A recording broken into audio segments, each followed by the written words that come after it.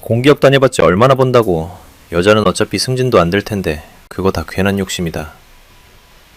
한정식집 룸에서 남편의 목소리가 터져 나왔습니다. 제 앞에는 시어머니와 남편, 그리고 시댁 친척 6명이 앉아 있었고요. 시어머니는 웃으면서 친척들에게 말했습니다. 글쎄, 우리 며느리가 따로 마련해둔 돈이 있대요. 집안을 살리기로 결심했답니다. 효심이 정말 지극해요. 그 순간 더는 참을 수 없었습니다. 저는 가방에서 태블릿을 꺼냈죠.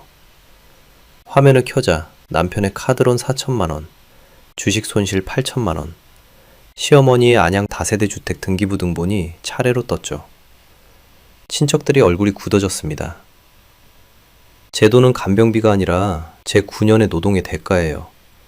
간병인은 월세 받으시는 건물주께서 고용하세요. 저는 자리를 박차고 나왔습니다. 제가 뭘 할 수 있는지, 제가 뭘 해야 하는지 그동안 오랫동안 생각해왔습니다. 이혼 서류부터 예금 가압류 신청까지 저는 생각해왔던 것들을 차례차례 진행하기 시작했죠. 휴대폰 진동이 울렸습니다. 남편이었죠. 남편은 거의 울다시피 제게 매달렸습니다.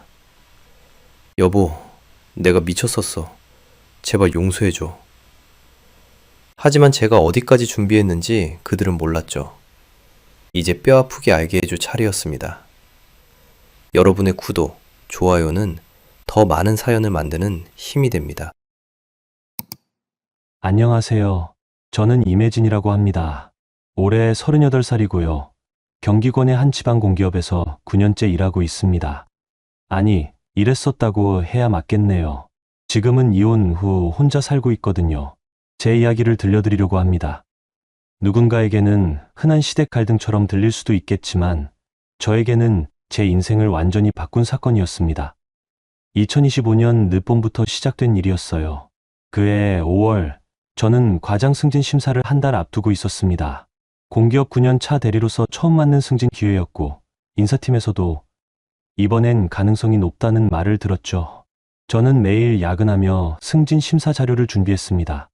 지난 3년간의 프로젝트 성과, 업무 개선 사례, 팀원 평가, 점수까지 빠짐없이 정리했어요. 그즈음 저는 남편 권재욱과 결혼 7년 차였습니다. 재욱 씨는 중소유통회사 과장이었고 우리는 경기권의 전세 아파트에서 살았어요. 전세금 1억 9천만 원은 제가 결혼 전부터 모은 돈과 결혼 후 7년간 꾸준히 적금을 들며 마련한 금액이었습니다. 거기에 제 명의 적금이 3천만 원 더 있었고요. 저는 늘 계획적으로 살았습니다. 매달 월급에서 생활비를 쓰고 남은 돈은 무조건 적금으로 넣었어요. 외식은 한 달에 2번, 옷은 시즌 세일 때만, 화장품은 드럭스토어 브랜드로요. 그렇게 모은 돈이 2억 2천만 원이었습니다. 5월 셋째 주 월요일 아침이었습니다. 저는 회사 책상에서 승진 면접 예상 질문지를 검토하고 있었어요. 그때 휴대폰이 울렸습니다. 시어머니인 배옥란 여사였죠. 혜진아, 지금 어디야? 어머님, 회사에 있어요.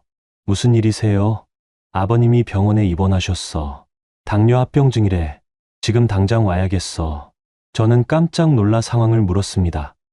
시어머니는 시아버지께서 어젯밤부터 정신이 혼미해져서 새벽에 응급실로 갔고 지금 입원 수속 중이라고 했어요. 저는 팀장님께 급한 가족 일이 생겼다고 말씀드리고 병원으로 향했습니다. 병원에 도착하니 시아버지는 중환자실이 아니라 일반 병실에 계셨습니다. 의사 선생님 말씀으로는 당뇨 관리를 소홀히 해서 혈당이 급격히 오른 상태였고 일주일 정도 입원 치료가 필요하다고 하셨어요. 다행히 생명에는 지장이 없었습니다. 시어머니는 병실 복도에서 저를 기다리고 계셨습니다. 그런데 표정이 심각하다기보다는 뭔가 계산적이었어요. 지금 생각해보면 그때부터 느낌이 이상했던 것 같습니다. 혜진아, 간병인 비용이 하루에 12만 원이래. 일주일이면 84만 원이잖니. 그 돈이 어디 있어? 어머님, 그래도 전문 간병인을 쓰셔야죠. 아버님 상태가... 시어머니는 제 말을 잘랐습니다. 네가 회사 좀 쉬면 되잖니. 어차피 승진 심사까지 한 달 남았다며? 그때까지 네가 낮에 와서 아버님 보고 나는 밤에 올게. 저는 당황했습니다. 승진 심사 준비로 가장 바쁜 시기인데 간병까지 맡으라는 말이었거든요. 어머님, 지금 제가 승진 자료 준비하느라 매일 야근하고 있어요. 그리고 회사 일도 쉴 수가 없고요. 야근은 무슨 야근이야. 공기업이 뭐가 그리 바빠? 너 9년 다녔으면 이제 눈 감고도 할 수 있는 일 아니니? 저는 참았습니다. 시어머니는 제 일을 한 번도 제대로 이해해 주신 적이 없었거든요. 공기업은 칼퇴하고 월급만 받는 곳이라고 생각하셨죠. 그날 저녁 남편 재욱 씨가 병원에 왔습니다. 시어머니는 재욱 씨에게도 똑같은 말을 했어요. 저는 재욱 씨가 제 편을 들어줄 거라고 기대했습니다. 엄마, 혜진이 지금 승진 준비 중이잖아요. 간병인 쓰시는 게. 시어머니가 목소리를 높였습니다. 야, 너도 참. 승진이 사람 목숨보다 중요해. 내 아버지가 지금 병원에 누워 계신데 며느리가 간병 한 번 못 해줘? 재욱 씨는 잠시 망설이다가 제게 말했습니다. 여보, 엄마 말씀도 일리가 있어. 승진 심사야, 내년에도 있잖아. 이번엔 아버지 건강이 우선 아닐까? 그 순간 제 심장이 철렁 내려앉았습니다. 재욱 씨도 시어머니 편이었던 거예요. 저는 아무 말도 하지 못했습니다. 결국 저는 회사에 일주일간 반차를 내고 오전에는 병실에서 시아버지를 돌보기로 했습니다. 오후에는 회사로 출근해서 밀린 업무를 처리했고요. 승진 자료는 집에 가져가서 밤늦게까지 정리했습니다. 그런데 일주일이 지나도 시아버지는 퇴원하지 못했습니다. 혈당이 안정되지 않았거든요. 의사 선생님은 2주는 더 지켜봐야 한다고 하셨어요. 시어머니는 다시 저를 불렀습니다. 혜진아, 미안한데 2주만 더 해줄래? 엄마가 밤에 오는 것도 힘들고 네가 낮에 있으면 아버님도 안심하시잖니. 저는 이미 지쳐 있었습니다. 병원과 회사를 오가며 제대로 잠도 못 잤고 승진 면접 예상 질문조차 제대로 준비하지 못한 상태였어요. 그런데 또 2주를 더 하라니요. 그날 밤 저는 재욱 씨에게 조용히 말했습니다. 여보, 이러다가 제가 승진 심사를 제대로 준비도 못하겠어요. 간병인 좀 알아봐 주세요. 재욱 씨는 한숨을 쉬더니 이렇게 말했습니다. 과장돼봤자 월급 얼마나 올라? 기껏해야 20만 원. 그거 가지고 그렇게 목숨 걸어야 해? 저는 귀를 의심했습니다. 제가 9년간 야근하고 주말 출근하며 쌓아온 경력을 기껏해야 20만 원으로 평가하다니요. 여보, 저한테 승진이 얼마나 중요한지 알잖아요. 이번 기회 놓치면 또 2년을 기다려야 해요. 알아. 근데 이번엔 어쩔 수 없잖아. 엄마 성격 알잖아. 조금만 참아. 저는 더 이상 말하지 않았습니다. 재욱 씨는 제 일이 아니라 시어머니의 기분을 우선하고 있었으니까요. 그 주 금요일, 친오빠 조승효에게서 전화가 왔습니다. 혜진아, 다음 달 12일이 내 결혼식인 거 알지? 꼭 와야 해. 오빠는 작년에 이혼하고 올해 새로운 분을 만나 재혼을 하기로 했습니다. 저는 오빠가 다시 행복해지는 모습을 보고 싶었어요. 오빠, 당연히 갈게. 축하해. 하지만 며칠 뒤 시어머니에게 오빠 결혼식 날짜를 말씀드렸을 때 돌아온 반응은 충격적이었습니다. 뭐, 6월 12일. 그날 네가 병원 와야 하는데. 그리고 초혼도 아니고 재혼인데 꼭 가야 하니? 저는 믿을 수 없었습니다. 친오빠 결혼식을 초혼도 아닌 재혼이라고 깎아내리다니요. 어머님, 제 친오빠 결혼식이에요. 당연히 가야죠. 혜진아, 지금 시아버지가 병원에 계신데 친정 행사가 그렇게 중요해. 내 남편한테도 물어봐. 재욱이도 가지 말라고 할 거야. 저는 아무 말도 하지 못했습니다. 시어머니는 이미 제 대답을 정해놓고 계셨으니까요. 그날 밤 재욱 씨는 예상대로 말했습니다. 여보, 이번엔 오빠한테 미안하다고 해. 아버지 상태가 이런데 우리가 어떻게 결혼식을 가? 여보, 제 친오빠예요. 제가 꼭 가야 해요. 알아. 근데 이번엔 어쩔 수 없잖아. 다음에 오빠한테 따로 밥 사주면 되지. 저는 재욱 씨를 멍하니 바라봤습니다. 이 사람은 정말 제 편이 아니었구나. 그 생각이 머릿속을 가득 채웠습니다. 그날 밤 저는 병실 화장실에서 조용히 울었습니다. 승진 준비는 망가지고 친오빠 결혼식도 못 가게 생겼고 남편과 시어머니는 제 인생을 마음대로 재단하고 있었습니다. 사무실 불은 밤늦게까지 꺼지지 않았습니다. 저는 집에 돌아와서도 승진 자료를 펼쳤지만 눈물 때문에 글자가 제대로 보이지 않았어요. 5월이 끝나갈 무렵 시어머니는 본격적으로 저를 압박하기 시작했습니다. 병실 간병 스케줄을 일방적으로 짜서 카톡으로 보내셨거든요. 혜진아, 이번 주부터 네가 월수금 오전 9시부터 오후 6시까지 와. 화목은 내가 올게. 주말은 재욱이가 와야지. 저는 그 메시지를 보고 어이가 없었습니다. 오전 9시부터 오후 6시까지면 제 근무 시간 전체를 병원에 있으라는 얘기였으니까요. 어머님, 제가 회사를 다니고 있잖아요. 그 시간에는 병원에 올 수가 없어요. 그럼 반차 내면 되잖니. 너 공기업 다니면서 연차 많다며? 그거 쓰면 되지. 저는 숨이 막혔습니다. 제 연차를 마치 시댁 것처럼 말씀하시는 거예요. 어머님, 연차는 제 휴식을 위한 거예요. 간병은 전문 간병인을 쓰시는 게. 시어머니는 목소리를 높였습니다. 야, 임혜진, 지금 시아버지가 병원에 누워 계신데 간병비가 아깝다고? 넌 며느리가 맞니? 돈이 그렇게 중요해? 저는 할 말을 잃었습니다. 제가 간병비를 아깝다고 한 게 아니라 제 시간을 지키고 싶다고 한 건데 시어머니는 제 말을 왜곡했어요. 그날 저녁 재욱 씨에게 하소연했습니다. 여보, 어머님이 제 근무 시간에 병원에 오래요. 이러면 제가 회사 일을 어떻게 해요? 재욱 씨는 답답하다는 듯이 말했습니다. 혜진아, 조금만 참아. 아버지 퇴원하시면 다 끝나잖아. 승진은 내년에도 기회 있어. 내년? 여보, 저 올해 놓치면 또 2년 기다려야 한다니까요. 알았어, 알았어. 근데 지금은 아버지가 우선이잖아. 저는 재욱 씨와 말해봤자 소용없다는 걸 깨달았습니다. 이 사람은 언제나 어머니 편이었으니까요. 6월 첫째 주, 저는 팀장님께 솔직하게 말씀드렸습니다. 팀장님, 죄송하지만 시아버지 간병 문제로 당분간 오전 근무가 어려울 것 같습니다. 오후 1시 출근해도 괜찮을까요? 팀장님은 난처한 표정을 지으셨습니다. 혜진 씨, 그럼 승진 심사 준비는 어떻게 하려고? 면접이 3주 남았는데. 최선을 다하겠습니다. 팀장님은 한숨을 쉬셨습니다. 저도 알고 있었어요. 이 상황에서 제대로 준비할 수 없다는 거요. 그렇게 일주일이 지났습니다.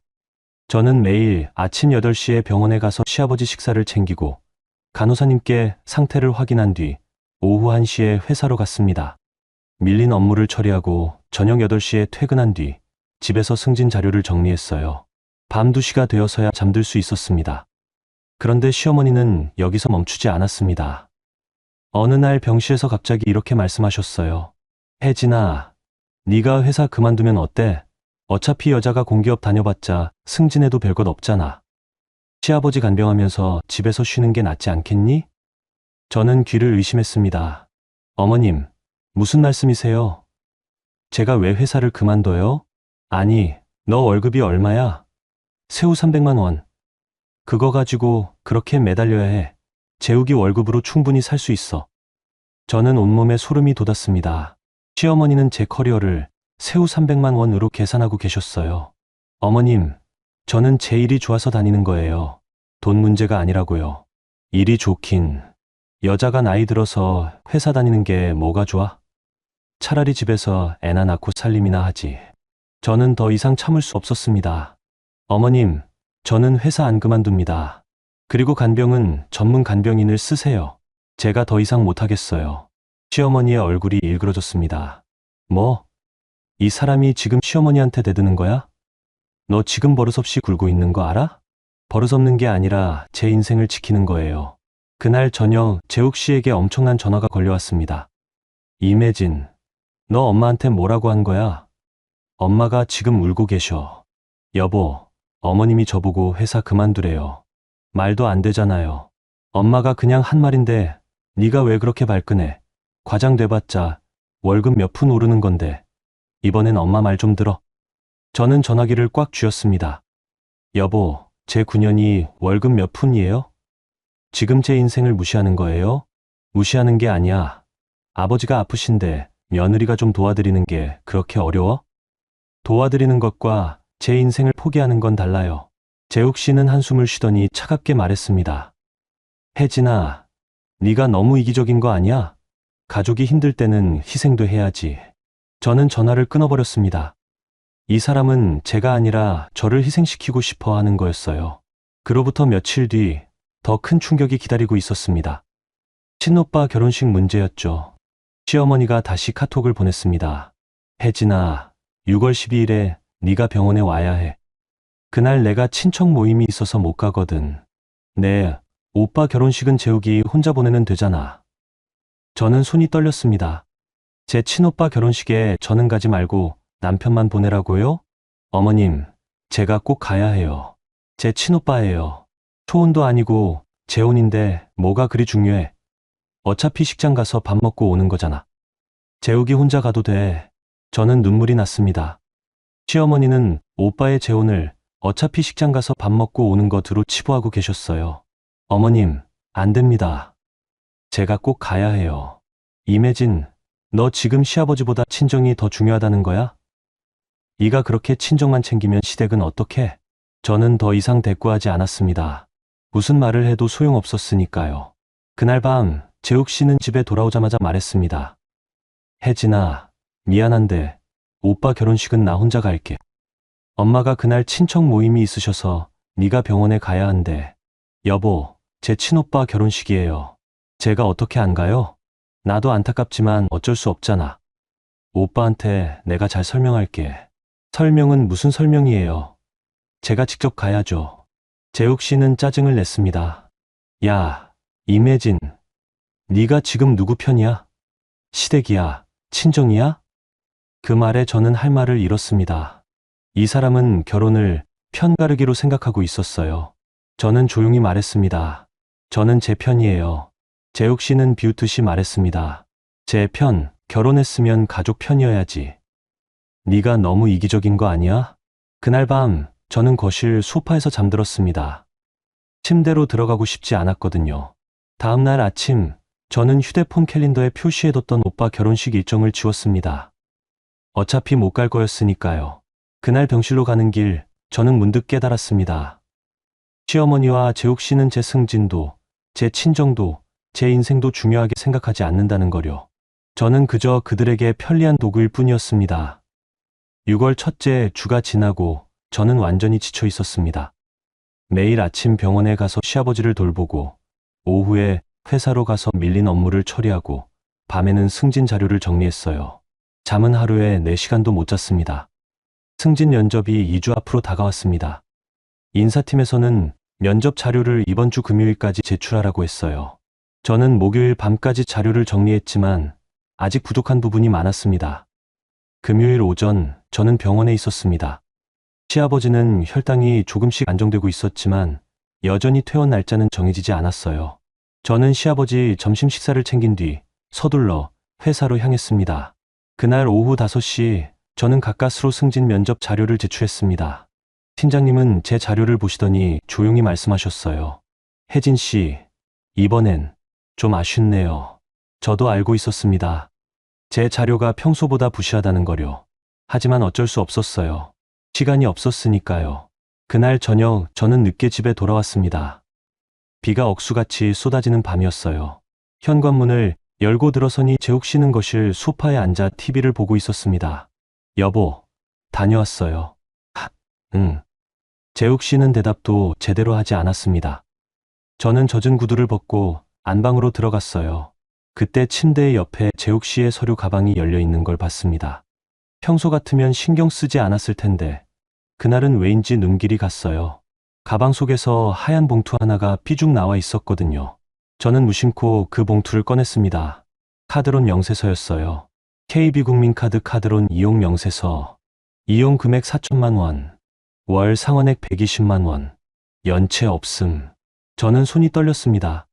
재욱 씨가 카드론을 4천만 원이나 쓰고 있었다고요? 저는 전혀 몰랐습니다. 가방을 더 뒤져봤습니다. 그 안에서 증권사 우편물이 나왔어요. NH투자증권 손익 현황, 투자 원금 8천만 원, 현재 평가액 200만 원, 손실 마이너스 7,800만 원. 저는 그 자리에 주저앉았습니다. 재욱 씨는 주식 투자로 8천만 원을 날렸고 카드론으로 4천만 원을 끌어다 쓰고 있었던 거예요. 합치면 1억 2천만 원의 빚이었습니다. 저는 온몸이 얼어붙었습니다.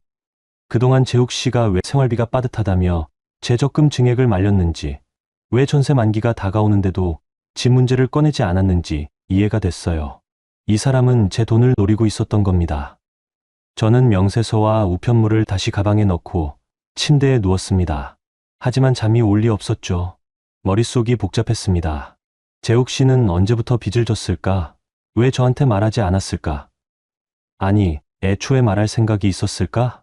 그리고 갑자기 떠오른 생각이 있었습니다. 시어머니가 저보고 회사 그만두라고 한 것, 간병을 강요한 것, 승진을 포기하라고 한 것, 모두 이것과 관련이 있는 게 아닐까? 저는 휴대폰을 켜고 재욱 씨의 카톡을 확인했습니다. 혹시 단서가 있을까 싶어서요. 그런데 정말로 있었습니다. 2주 전 재욱 씨와 시어머니의 대화였어요. 시어머니 재욱아, 내 빚 문제 어떻게 할 거야? 재욱 씨, 엄마, 어떻게 해요? 은행에서도 더 이상 대출이 안 나와요. 시어머니, 혜진이 전세금이랑 적금 있잖니. 그거 빼서 내 빚부터 막아. 재욱 씨, 엄마, 혜진이가 동의할까요? 시어머니, 동의는 무슨. 네가 가장이잖아. 당당하게 요구해. 안 되면 이혼하겠다고 협박이라도 해. 재욱 씨, 엄마, 시어머니, 그리고 혜진이 승진하면 더 당당해져서 말 안 들을 거야. 이번에 승진 못하게 만들어. 아버지 간병 핑계 대면 돼. 저는 휴대폰을 놓았습니다. 손이 너무 떨려서 제대로 쥘 수가 없었어요. 시어머니와 재욱 씨는 처음부터 계획을 짜고 있었던 겁니다. 제 전세금과 적금 2억 2천만 원을 빼내서 재욱 씨 빚을 막고 제 승진을 방해해서 제가 반항하지 못하게 만들려고요. 심지어 시아버지 간병도 진짜 저를 걱정해서가 아니라 제 시간을 빼앗아서 승진을 못하게 만들려는 계략이었던 거예요. 저는 화장실로 달려가 구역질을 했습니다. 믿었던 남편과 시어머니가 저를 이용하고 있었다는 사실이 너무 충격적이었거든요. 한참을 화장실에 앉아 있다가 저는 거울을 봤습니다. 초췌한 얼굴에 다크서클이 짙게 내려앉아 있었어요. 9년간 성실하게 일하며 돈을 모은 제가 이렇게 무너져 있었습니다. 그때 문득 깨달았습니다. 저는 더 이상 당하고만 있을 수 없다는 거요. 저는 휴대폰으로 재욱 씨와 시어머니의 카톡을 스크린샷으로 저장했습니다. 그리고 카드론 명세서와 증권사 우편물도 휴대폰 카메라로 찍어뒀어요. 증거를 확보한 거였습니다. 그날 밤 저는 침대에 누워 천장을 바라봤습니다. 재욱 씨는 옆에서 코를 골며 자고 있었어요. 아무것도 모르는 얼굴로요. 저는 조용히 생각했습니다. 이제부터 나는 순한 며느리를 연기할 거야. 그들이 안심하게 만들 거야. 그리고 뒤에서 차근차근 준비할 거야. 그날 밤 저는 처음으로 복수를 결심했습니다. 휴대폰 화면은 밤새 꺼지지 않았습니다. 저는 이혼 전문 변호사를 검색하고 있었거든요. 6월 12일 친오빠 조승효의 결혼식 날이었습니다. 저는 아침 일찍 일어나 옷장에서 베이지색 원피스를 꺼냈어요. 오빠 결혼식에 입으려고 작년에 미리 사둔 옷이었습니다. 재욱 씨는 거실에서 넥타이를 매고 있었어요. 여보, 나 먼저 갈게. 식장에서 봐. 응. 재욱 씨는 대답만 하고 현관문을 나갔습니다. 저는 화장을 하며 시계를 봤어요. 결혼식은 오전 11시였고 지금은 9시였습니다. 서둘러야 했어요. 그때 휴대폰이 울렸습니다. 시어머니였습니다. 혜진아, 병원 왔어? 어머님, 오늘 오빠 결혼식이잖아요. 지금 준비하고 있어요. 뭐? 너 결혼식 간다고? 내가 오늘 친척 모임 있다고 했잖아. 네가 병원 와야 한다고. 어머님, 제 친오빠 결혼식이에요.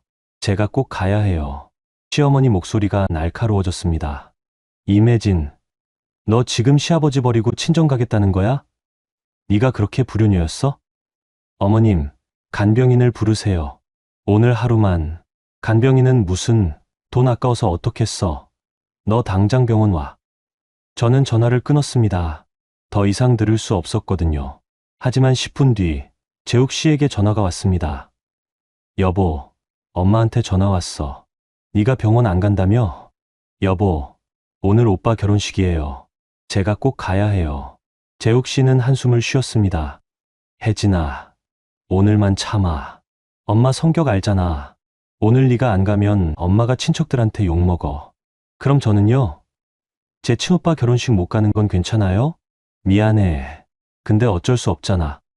나중에 오빠한테 내가 잘 설명할게. 저는 전화를 끊었습니다. 재욱 씨는 끝까지 시어머니 편이었어요. 저는 원피스를 벗고 다시 평상복으로 갈아입었습니다. 그리고 병원으로 향했어요. 병실에 도착하니 시아버지는 침대에 누워 TV를 보고 계셨습니다. 저를 보시더니 조용히 물으셨어요. 혜진아, 오늘 네오 오빠 결혼식 아니었어? 네, 아버님.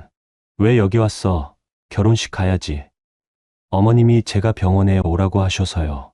시아버지는 한숨을 쉬셨습니다. 옥란이가 또 미안하구나, 혜진아. 괜찮아요, 아버님. 하지만 괜찮지 않았습니다. 저는 병실 창밖을 바라보며 눈물을 참았어요. 오전 11시 결혼식 시작 시간이었습니다. 저는 휴대폰으로 오빠에게 문자를 보냈어요. 오빠, 미안해. 못 갈 것 같아. 정말 축하해. 오빠는 바로 답장을 보냈습니다. 괜찮아, 혜진아. 나중에 밥 먹자. 사랑해. 저는 휴대폰을 쥔 채 화장실로 달려가 문을 잠갔습니다. 그리고 조용히 울었어요. 소리내지 않으려고 입을 막으며 울었습니다. 오빠가 결혼식을 올리는 동안 저는 병실 화장실에서 눈물을 삼키고 있었어요. 오후 1시쯤 재욱 씨에게 카톡이 왔습니다. 식 잘 끝났어. 오빠가 내 안부 물어보더라. 미안하다고 전해. 저는 답장하지 않았습니다. 오후 3시 시어머니가 병실에 오셨습니다. 친척 모임을 마치고 오신 거였어요. 혜진아, 고생했어. 역시 우리 며느리는 효심이 지극해. 저는 고개를 숙였습니다. 화가 났지만 참았어요. 지금은 순한 며느리를 연기해야 할 때였으니까요. 어머님, 괜찮아요. 그래, 착하네. 역시 내가 며느리 복이 있어. 시어머니는 만족스러운 표정으로 가방에서 뭔가를 꺼냈습니다. 과일이었어요. 아버님, 과일 좀 드세요. 시어머니는 시아버지께 과일을 건네시고 저한테는 아무것도 주지 않으셨습니다. 저는 아침부터 아무것도 먹지 못한 상태였지만 아무 말도 하지 않았어요. 오후 5시 저는 병원을 나섰습니다. 시어머니가 이제 가봐도 된다고 허락하셨거든요. 집으로 가는 길 저는 휴대폰으로 오빠 결혼식 영상을 검색했습니다. 누군가 SNS에 올린 짧은 영상이 있었어요. 오빠가 신부 손을 잡고 입장하는 모습, 양가 부모님께 절하는 모습, 친구들과 웃으며 사진 찍는 모습. 그 옆에 제자리는 비어 있었습니다.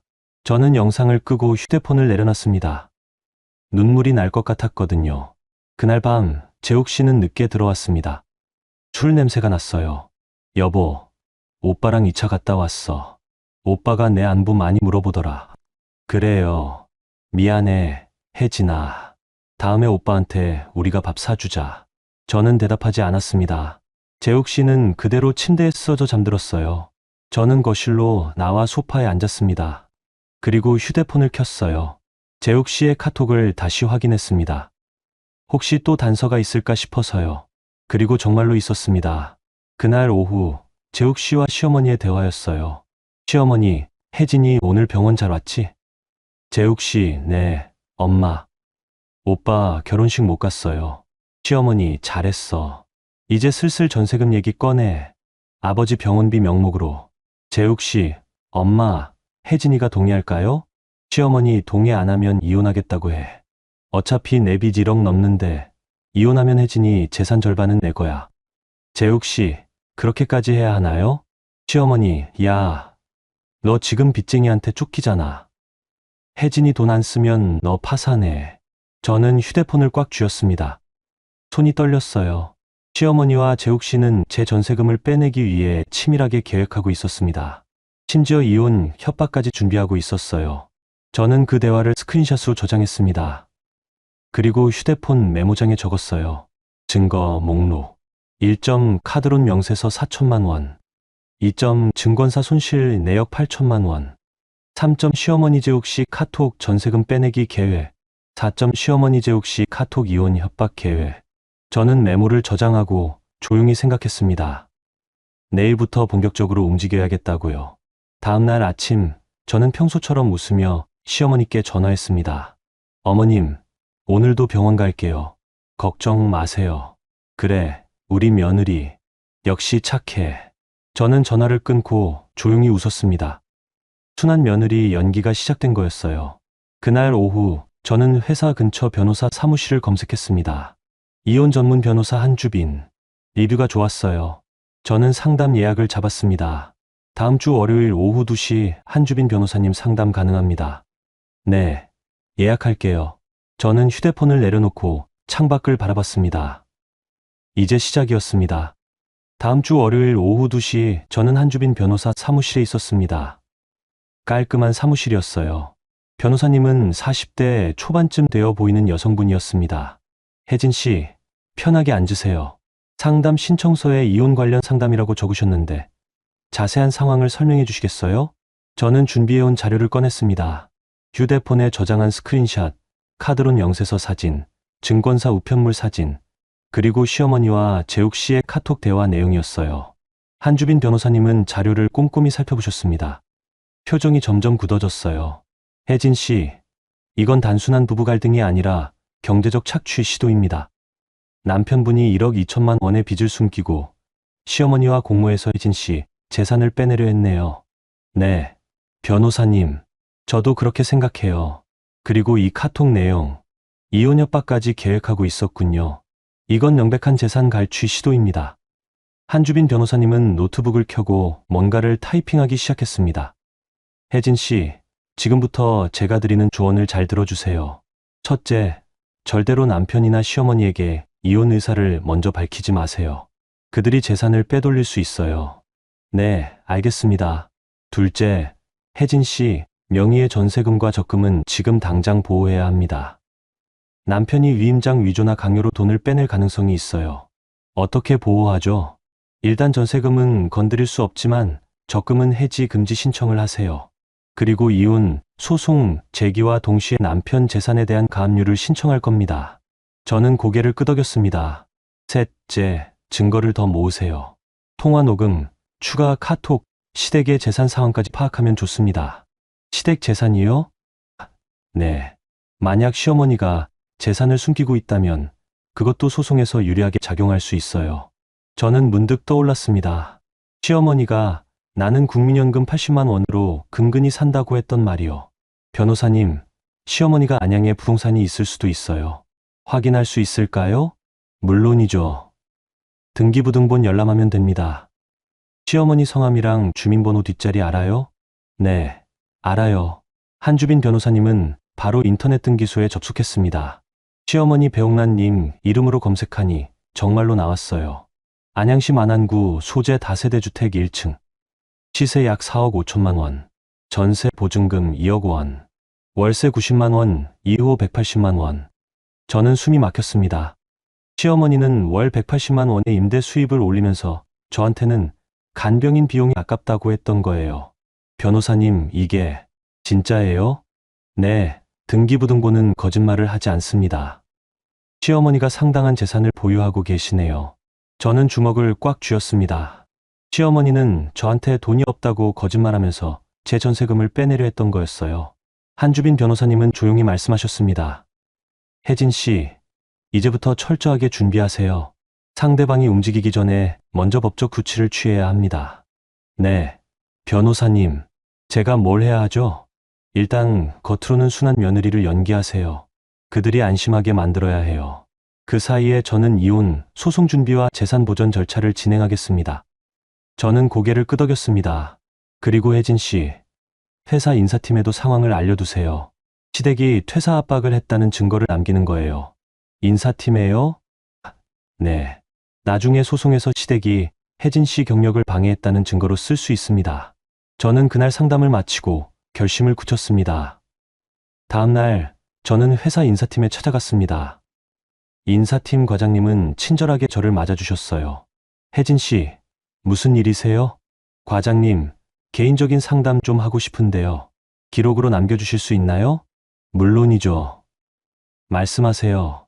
저는 시어머니가 저한테 퇴사를 압박한 일, 승진 준비를 방해한 일, 친오빠 결혼식 참석을 막은 일을 차례로 설명했습니다. 인사팀 과장님은 심각한 표정으로 기록을 남기셨어요. 혜진 씨, 이건 명백한 직장 내 가족 갈등 문제네요. 회사 차원에서도 보호 조치를 취하겠습니다. 혹시 시댁에서 회사로 연락이 온다면 저희가 차단하겠습니다. 감사합니다, 과장님. 저는 인사팀을 나오며 또 하나의 증거를 확보했다는 안도감을 느꼈습니다. 그날 저녁 저는 시어머니께 전화했습니다. 목소리는 최대한 밝게요. 어머님, 오늘 병원 못 가서 죄송해요. 회사 일이 갑자기 생겨서요. 괜찮아, 혜진아. 오늘은 내가 왔으니까. 어머님, 그리고 전세금 정리해서 병원비 도와드릴게요. 아버님 건강이 제일 중요하잖아요. 전화 너머로 시어머니의 목소리가 환해졌습니다. 어머, 정말. 혜진아, 역시 우리 며느리가 최고야. 효심이 지극해. 네, 어머님.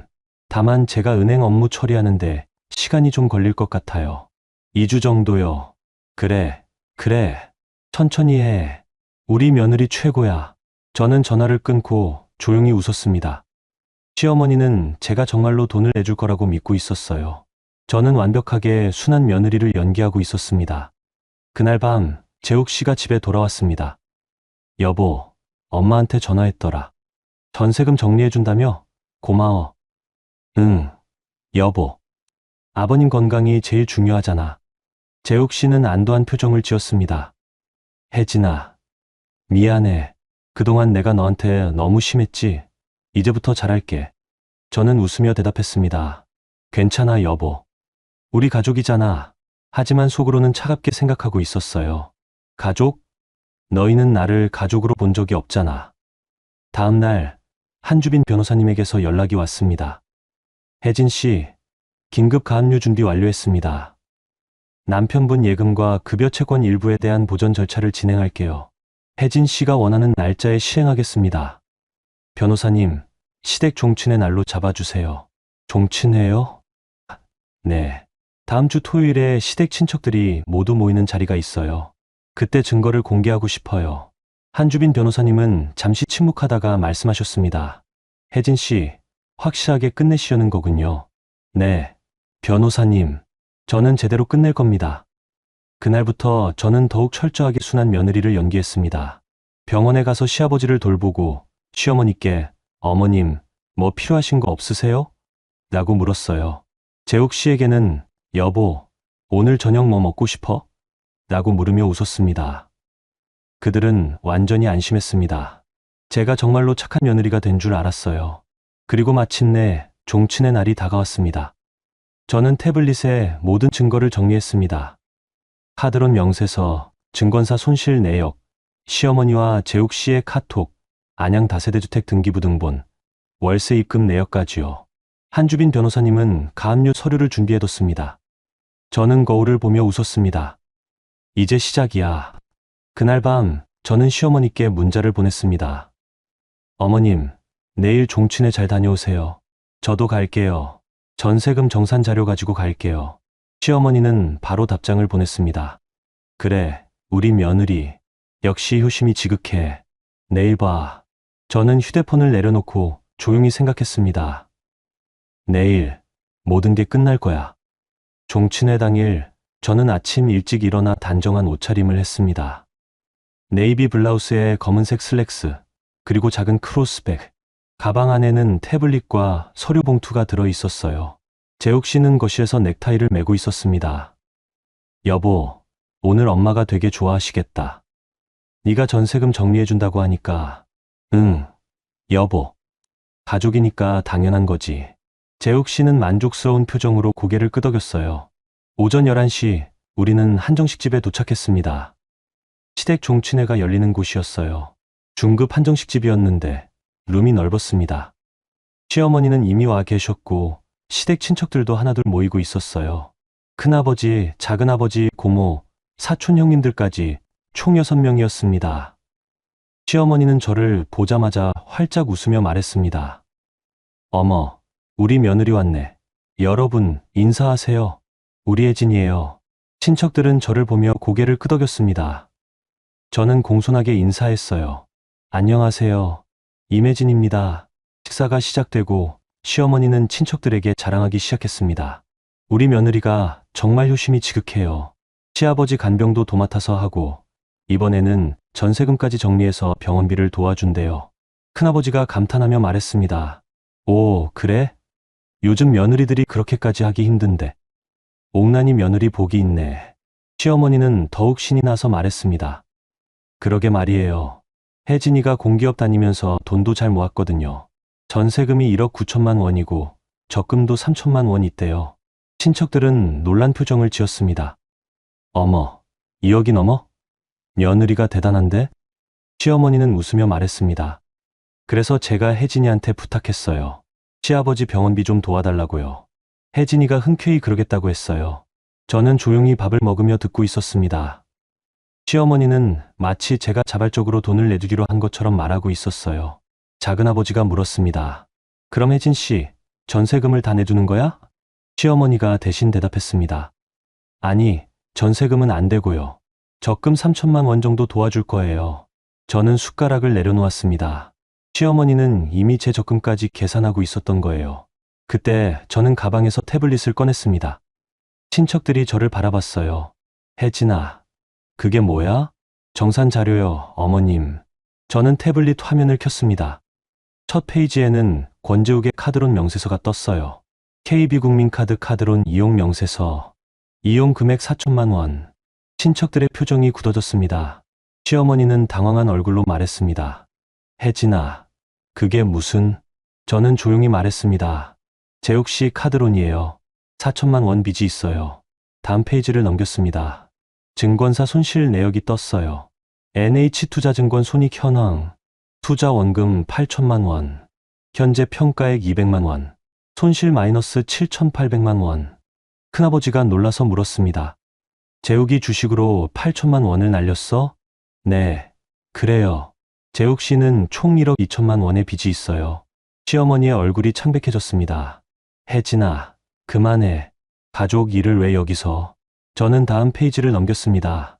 시어머니와 재욱 씨의 카톡 대화가 떴어요. 시어머니 혜진이 전세금이랑 적금 빼내서 내 빚부터 막아. 재욱 씨 엄마, 혜진이가 동의할까요? 시어머니 동의는 무슨... 안 되면 이혼하겠다고 협박이라도 해. 많이 조용해졌습니다. 친척들은 충격받은 표정으로 시어머니와 재욱 씨를 바라봤어요. 작은아버지가 조용히 물었습니다. 옥나나, 이게 무슨 짓이야? 며느리 돈을 빼내려고 계획을 짰어? 시어머니는 변명하기 시작했습니다. 아니, 그게... 재욱이 빚이 있으니까, 가족이니까 도와줘야 하잖아요. 저는 다음 페이지를 넘겼습니다. 안양 다세대주택 등기부등본이 떴어요. 소재지 안양시 만안구. 소유자 배홍난. 시세 4억 5천만 원. 월세 90만 원, 이후 180만 원. 고모가 놀라서 물었습니다. 언니, 안양에 건물이 있었어. 월세도 받고 있었고? 시어머니는 말을 잃었습니다. 저는 조용히 말했습니다. 어머님은 저한테 나는 국민연금 80만 원으로 근근히 산다고 하셨어요. 하지만 실제로는 월 180만 원의 임대 수입이 있으셨죠.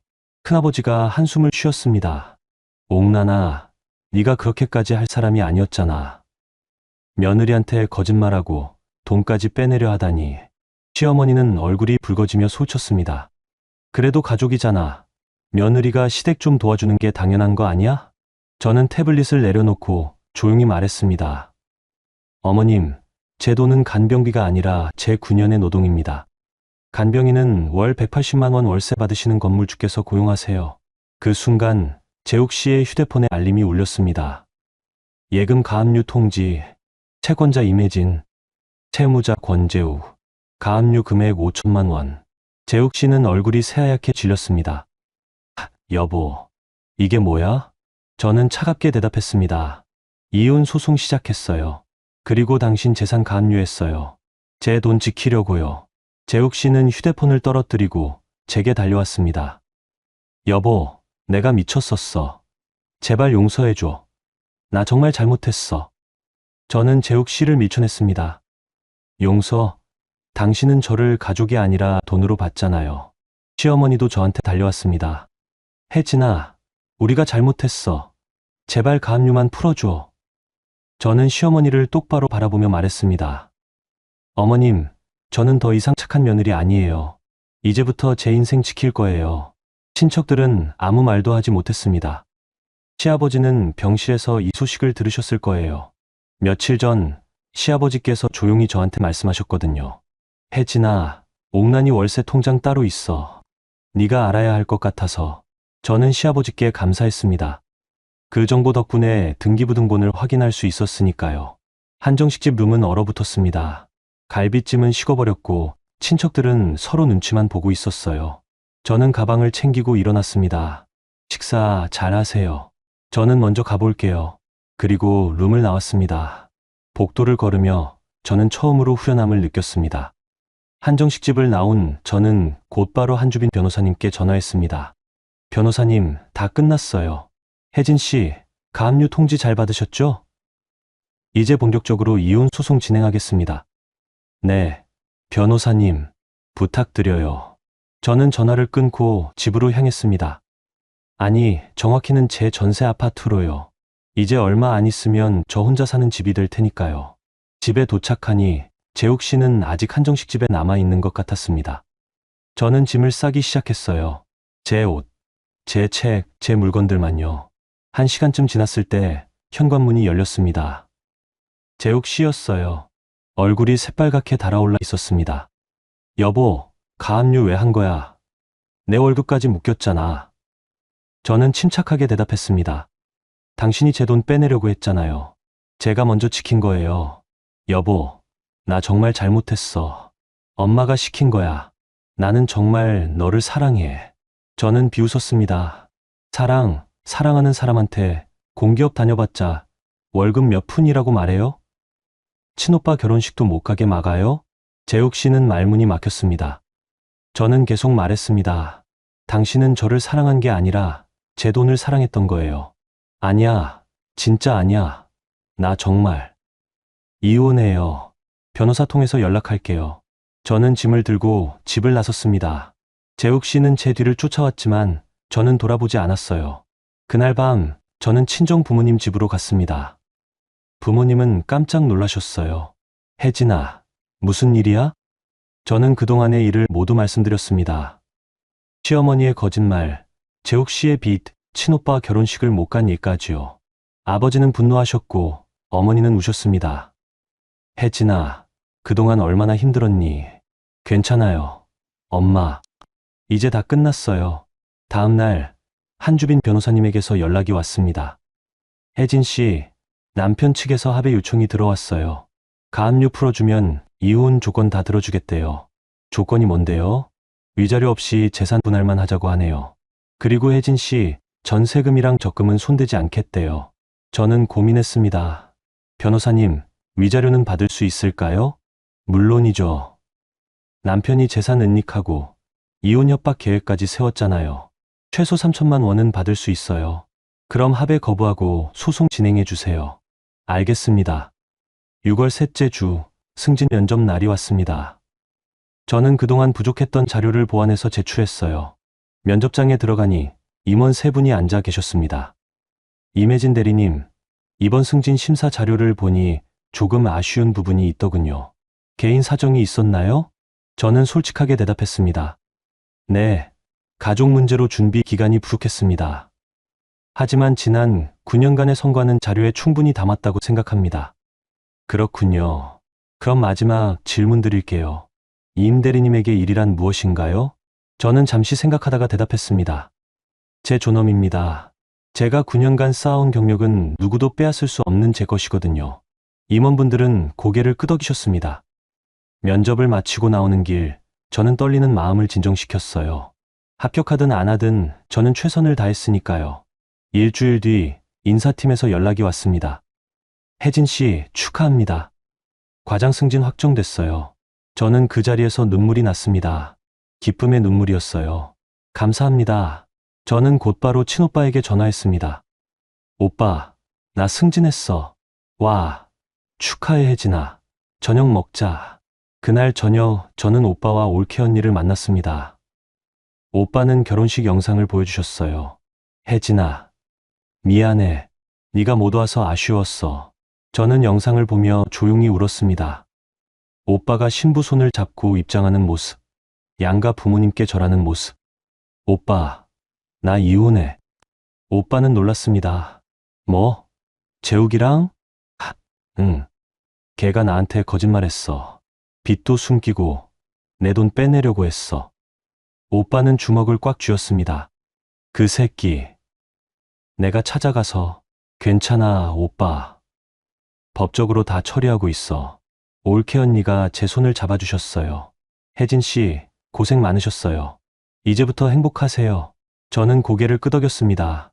7월 초, 이혼 소송이 시작되었습니다.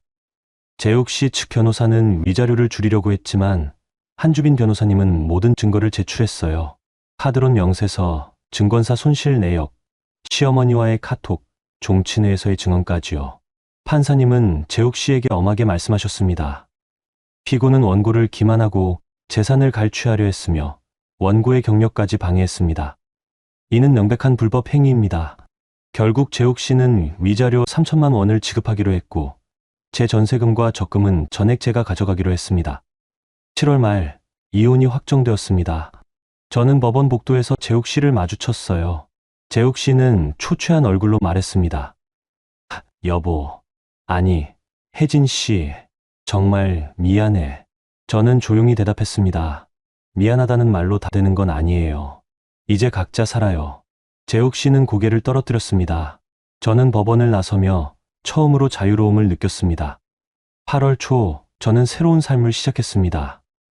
이혼 확정 후 저는 전세 아파트를 정리하고 작은 원룸으로 이사했어요. 전세금 1억 9천만 원은 은행에 예치했고 적금 3천만 원은 그대로 두었습니다. 회사에서는 과장 발령이 났습니다. 제 책상에는 임혜진 과장이라는 명패가 놓여 있었어요. 저는 그 명패를 보며 뿌듯함을 느꼈습니다. 팀장님이 축하 인사를 건네셨어요.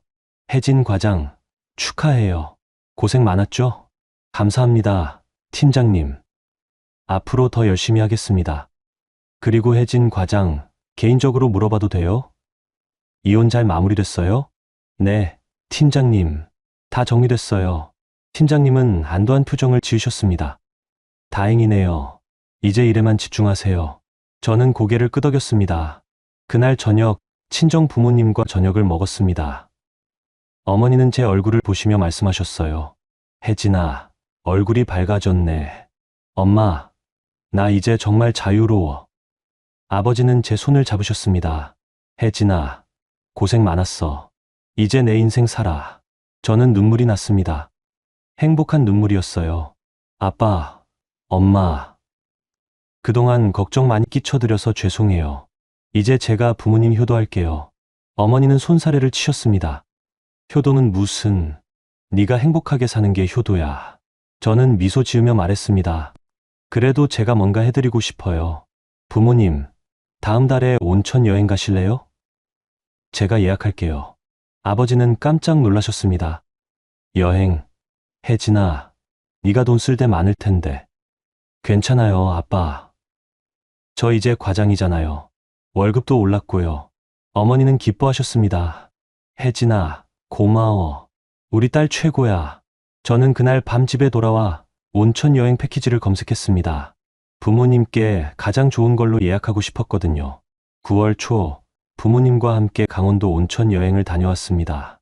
아버지는 온천물에 몸을 담그시며 편안한 표정을 지으셨고 어머니는 맛있는 음식을 드시며 행복해 하셨어요. 저는 부모님 모습을 보며 생각했습니다. 이게 진짜 가족이구나. 온천 여행을 마치고 돌아오는 길, 어머니가 조용히 물으셨어요. 혜진아, 너 재욱이랑 시댁은 어떻게 됐어?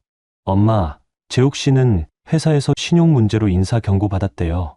그리고 시어머니는 친척들한테 위선적인 건물주로 낙인 찍혔고요. 시아버지는 친척들이 돈 모아서 요양병원에 입소하셨어요. 시어머니가 혼자 감당하기 힘들어서요. 어머니는 한숨을 쉬셨습니다. 그래도 다들 자기가 한 집값을 치르는구나. 저는 고개를 끄덕였습니다. 엄마, 나는 이제 괜찮아요. 제 인생 지켰으니까요. 9월 중순, 저는 친오빠 결혼식 영상을 다시 봤습니다. 이번에는 울지 않았어요. 대신 웃으며 봤습니다. 오빠가 행복해하는 모습, 올케 언니가 웃는 모습. 저는 그 모습을 보며 진심으로 축하했습니다. 그리고 문득 깨달았습니다. 제가 결혼식에 못 간 건 슬픈 일이었지만 그 일 덕분에 저는 진실을 알게 되었고 제 인생을 지킬 수 있었다는 거요. 모든 일에는 이유가 있었던 거였습니다. 10월 초 저는 회사에서 새로운 프로젝트를 맡았습니다. 과장으로서 첫 프로젝트였어요. 저는 팀원들과 회의를 하며 제 의견을 당당하게 말했습니다. 더 이상 눈치 보지 않았습니다. 더 이상 제 의견을 숨기지 않았어요. 저는 제 인생의 주인이었으니까요. 어느 날 회사 후배가 저한테 조용히 물었습니다. 과장님, 이혼하시고 힘들지 않으세요? 저는 미소 지으며 대답했습니다. 힘들지 않아. 오히려 자유로워. 자유로워요? 하, 응. 이제 내 돈, 내 시간, 내 인생이 다 내 거잖아. 누가 빼앗을 수도 없고. 후배는 고개를 끄덕였습니다. 과장님, 멋있으세요. 저는 웃었습니다. 10월 말, 저는 친정 부모님께 또 한 번 선물을 드렸습니다. 이번에는 제주도 여행 패키지였어요. 어머니는 기뻐하시며 말씀하셨습니다. 혜진아, 네가 이렇게까지 안 해도 되는데. 엄마, 제가 하고 싶어서 하는 거예요. 이제는 제가 부모님도 제 인생도 지킬게요. 아버지는 제 머리를 쓰다듬으셨습니다. 우리 딸 정말 컸네. 저는 부모님을 안아드렸습니다. 11월 어느 날 저는 우연히 시아버지 소식을 들었습니다. 요양병원에서 안정적으로 지내고 계신다고 했어요. 저는 안도했습니다. 시아버지는 나쁜 분이 아니었으니까요. 오히려 마지막에 저한테 시어머니의 비밀을 알려주셨죠. 저는 시아버지께 조용히 감사했습니다. 그날 저녁 저는 원룸 창가에 앉아 밤하늘을 바라봤습니다. 달이 밝게 빛나고 있었어요. 저는 문득 지난 몇 달을 돌아봤습니다. 시어머니의 거짓말, 남편의 배신, 친오빠 결혼식을 못 간 일, 승진 준비의 고통, 그리고 반격. 모든 일이 파노라마처럼 스쳐 지나갔습니다. 저는 그 모든 일을 이겨냈습니다. 그리고 지금 저는 자유롭습니다. 제 이름으로, 제 돈으로, 제 커리어로 살아가고 있습니다. 누구도 제 인생을 빼앗을 수 없습니다.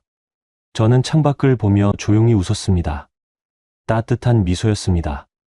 이제 시작이었으니까요.